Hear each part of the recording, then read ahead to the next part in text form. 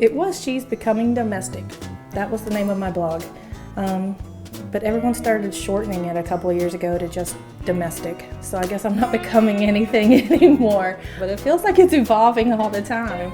So I guess I'm just domestic. It's still dough and a mess, so it still fits. Fall to me is about football, especially college football.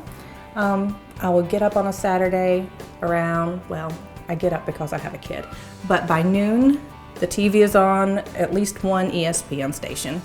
It doesn't matter who's playing, I'm always going to root for the underdog. I'm going to watch football all day long on a Saturday. And baking is a part of that, especially in the fall, because in the fall you want to have the oven on. I was challenged by KitchenAid to come up with a 2-ingredient baked good.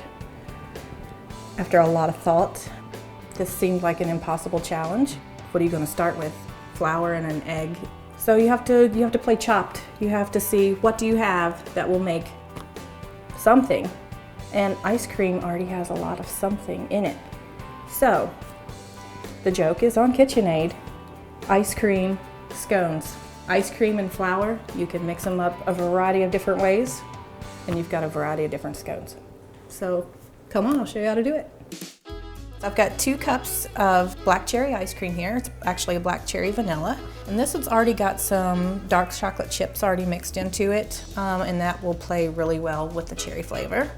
If it's not mixed all the way, you can pop it into the microwave, but you definitely want it soupy. The way that little kids like to eat it, you know, after they sit around, stir it up for about 30 minutes. And then little by little, you're gonna add in flour. I'm gonna do it about a half a cup at a time. And this is self-rising flour. Definitely use self-rising flour so it'll be nice and fluffy for you. A normal scone recipe, you're gonna have your cream, your milk, you're gonna have butter and sugar, everything that's already incorporated into an ice cream. So this is a complete cheat. Now we've got it all mixed up. I'm going to use the ice cream scoop because we're making ice cream scones. Put it right onto the parchment paper, and we're in a pretty good shape here.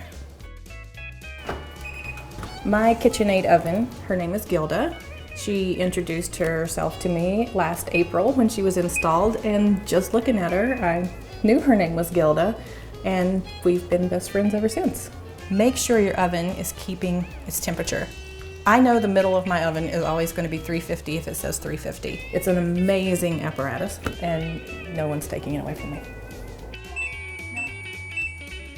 So what we're going to do now is make a nice chocolate ganache. Technically, for the KitchenAid challenge, I was supposed to only use 2 ingredients, but ganache is also a 2-ingredient wonder. Cream and chocolate. You want your cream to just come to a little simmer around the edge of the pot. As soon as you see the little bubbles start to pop up, it's warm enough. So you'll turn the heat off immediately, dump in your chocolate, and do not stir it. Don't do anything to it.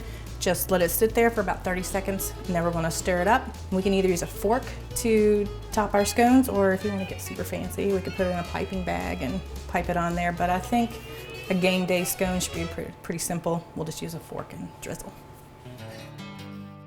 So basically what we've done is we have set out our ice cream at kickoff. Halftime, take a break, come in, mix it all together. 5 minutes later, you're ready to pop them into the oven. And then 18 minutes later, third quarter starts, you have scones. Good? Mm-hmm. What's it taste like? Chocolate chip and chocolate.